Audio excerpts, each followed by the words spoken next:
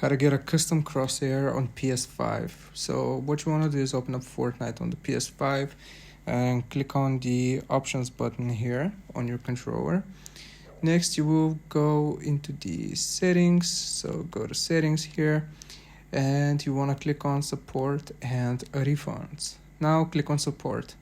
This is going to take us to the Epic Games page, and once we're taken to the Epic Games web page, you will click on store here in the top left.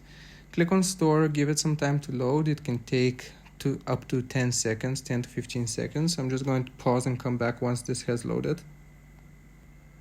Okay, so it loaded. Now you want to use the search bar to search for Crosshair, so just click on Crosshair. Again, it might be a little bit slow, but just click on Crosshair here, or click on the search bar and type Crosshair. So I'm just going to do that, Crosshair.